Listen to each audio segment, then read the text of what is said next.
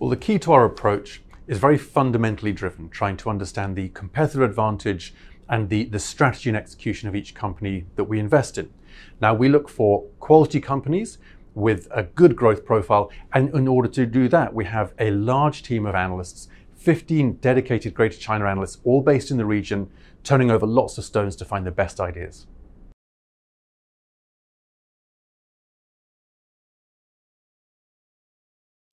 Well, this ties back to what I said about taking a really fundamentally driven approach, because if you invest by media headlines, you're going to get caught up in an awful lot of volatility and noise. The key for us is to understand, how do these regulations actually impact the long-term economics of any given business? And our view is there's quite a lot of misunderstanding here. The regulations are more targeted in China than many people realize, and also there are more similarities between Chinese regulation and Western regulations than are sometimes given credit for. For example, looking at monopolistic behavior or the treatment of gig workers is not remotely unique to China. So the key to us is to understand the risks, to understand what's happening, and then to really be able to work through the fundamentals of that in individual business models.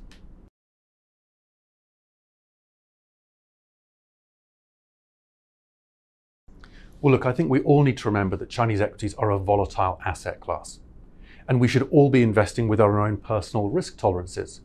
But the great thing about that is that if you are a calm and you are a focused investor, then volatility can create opportunities to invest in good businesses at attractive valuations. So the key there is really to be diligent and to remain calm.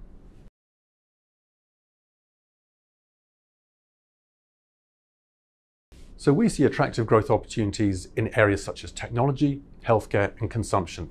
And this is around, on the one hand, an increasingly wealthy and growing Chinese middle class, which has more money to spend on goods and services. And on the other hand, this powerful force of innovation working its way through the Chinese corporate sector. So a couple of examples of how that plays out might be in electric vehicles, where the Chinese government wants to have less pollution as the economy grows, but also you've got this cohort of younger Chinese consumers who want to buy less polluting vehicles. So that's a really interesting area.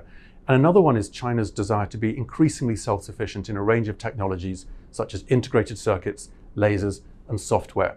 And again, this is a function of demand within China, but also the innovation which enables Chinese companies to meet that demand. And so that's another area that we think is very attractive. Well, this is all about stocks, stocks, stocks. We're very bottom-up driven, and it's about finding all those business models. And this ties back to what I said about innovation, about technology, about the new economy.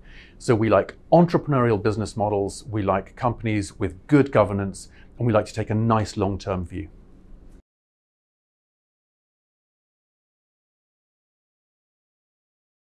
Please take a longer-term view. There's so much noise and distraction in the short term, and it's really hard to analyze.